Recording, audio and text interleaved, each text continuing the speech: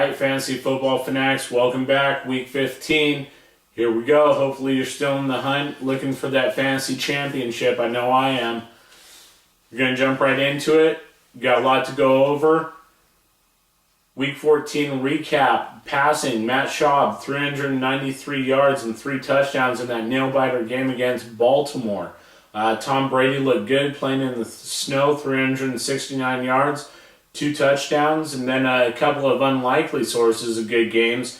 Alex Smith, Mr. Too Little Too Late for a lot of fantasy owners, 255 yards, 3 touchdowns, and unbelievably 0 picks. Kerry Collins, Father Timeless, looked good, inching up towards 250 yards there and 3 touchdowns, and no picks either. Ryan Terrain, from the rushing standpoint, 172 yards, no touch, but I'll take the 172 yards. That's still not shabby. Tim Hightower, 148 yards, a very respectable 8.2 yards per carry, and 2 touchdowns. Another case of too little too late for a lot of fantasy owners, but good game there for Hightower. Darren McFadden blew up, 123 yards rushing, 2 touchdowns, and another one receiving. He was a monster last week. He's really inconsistent, but when he plays well, he plays very well. Michael Turner is a beast, 3 touchdowns, really grinded out, 28 carries, 112 yards, 4 yards per carry. You gotta love it. A lot of happy fantasy owners out there because of that. For receiving, Deshaun Jackson blew it up, 4 receptions for 210 yards, 52.5 whopping wow yards per catch. Also a touchdown, so he was a stud last week. Deion Branch, 151 yards, 1 touchdown, and Andre Johnson turned in one of those games that made fantasy owners smile with 9 receptions, 140 yards, and 2 touchdowns. He was golden PPR last week, folks. Pierre Garçon inched up towards the century mark there and 2 touchdowns, helping those Indianapolis Colts that have been struggling of late put that W up. We're going to jump into the ones to watch for Week 15. First game is New Orleans at Baltimore, Sunday at 1 p.m. Eastern. The Saints are 10-3, the Ravens are 9-4. They're both in second in their division. The Saints behind the Falcons and the Ravens behind the Steelers. So obviously, this is a must-win game for them. The Saints have a really high-powered offense, but don't count their defense out. They've been pretty stout. They've been good this year, good from a fantasy perspective, and they've helped them win a lot of those 10 games that they've got under their belt in the W column there. So as far as Baltimore's concerned, they could have a rough day as far as passing is concerned, but they're also going to give New Orleans headaches from running out like any of the running backs for New Orleans. So I'd really reconsider options there. They have given up the big play in Baltimore, so I like the receivers for New Orleans. I like Colston. He's got a touchdown 5 straight games, and you gotta love Breeze, so he's been looking good lately. Ray Rice could be a good option in this game. Anquan Bolden could have a tough day against that Saints secondary. Second game is Jacksonville at Indy. This is another Sunday 1 p.m. game. Jags are 8-5, Colts are 7-6. They're fighting for first place here in the AFC South. Another critical matchup. This game could turn into a track meet. MJD's got a dinged up knee, but they've been kind of running by committee now the last couple weeks. So Indianapolis has a pretty sorry rush defense. So if he plays, I really like him in this game. Also, I like Javaris James over there in Indianapolis. Mike Hart looks doubtful. Joseph Adai, I doubt, is playing this week. He's listed as questionable, but I would plan on counting him out and see what you can do with Javaris James. I like him against that really weak Jacksonville rush defense there. Manning's 13-5 in his career against the Jags. Dave Garrard's dinged up. It could be a tough day for Jacksonville. I like Peyton Manning in this game. I like Reggie Wayne. I like Garçon. And like I said, I think James is a sneaky RB2 flex type option this week. Third game is Philly, the Giants, Sunday at 1. Both teams are 9-4 in the NFC North, so the winner of this game obviously goes into first place.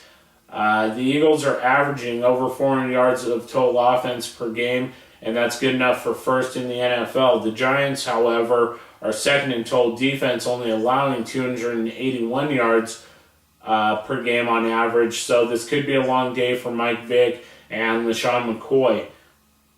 The Giants have, however, given up 26 touchdowns passing, which is good for third most in the NFL. So I have to like Macklin, and if Deshaun Jackson plays this week, I like him again this week as well. Hakeem Nicks looked pretty bad last week, coming back from that leg injury. I don't necessarily love him this week. And Ahmad Bradshaw is probably going to grind out some decent yards, but I don't know if he's going to get in the end zone or not. It's going to be tough against Philly. As far as the Jets are concerned, playing against Pittsburgh there Sunday at 4:15 Eastern. The Jets have been on the downhill slide. They've lost the last 2 in a row. They're 9-4 now. And the Steelers are 10-3. They're just one win ahead of the Baltimore Ravens. They're always right on their heels. And the Jets' defense, obviously, is something to talk about, but the Steelers' defense has only given up a little over 60 yards per game to running back, so I wouldn't look for too much out of LaDainian Tomlinson or Sean Green this week. Obviously, Santonio Holmes going back to Pittsburgh, it's a big deal. He's going to play with the chip on his shoulder, but he's going to have his work cut out for him. I don't like Sanchez this week. Don't really love Big Ben this week. Wallace could be good. Revis is dinged up again, so we'll see what happens there. If Revis does not play, I really like Wallace, obviously, a lot more than if he does. As far as injuries are concerned, not that anyone cares, but Derek Anderson and Steve Bruston for the Cardinals are injured. Jason Snelling still dinged up. Roddy White's probable, playing with the utmost confidence. There's no way he's sitting this one out. Derek Mason is questionable. Todd Heap, as usual, is injured and questionable.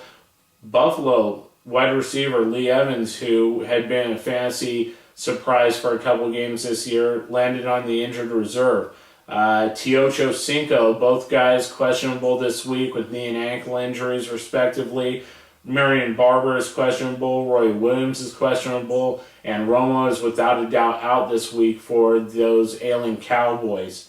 Wide receiver Brandon Lloyd and his partner in crime Kyle Orton are both listed as questionable this week, so that could hurt some fantasy owners as well.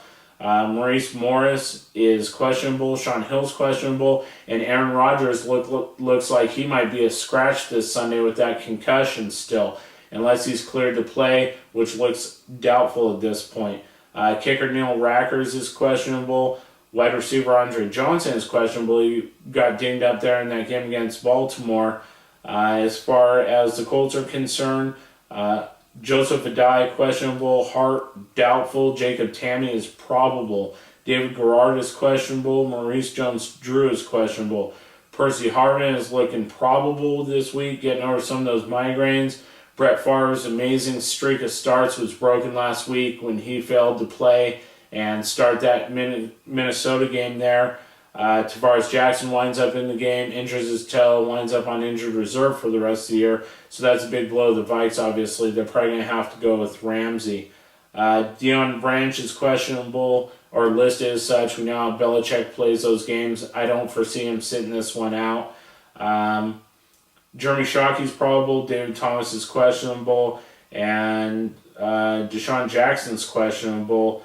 Mike Williams from Seattle looks like he will play. So come on back. That'll wrap it up for injuries. Be back with part 2, week 15. Come see it here and come get your player rankings for week 15.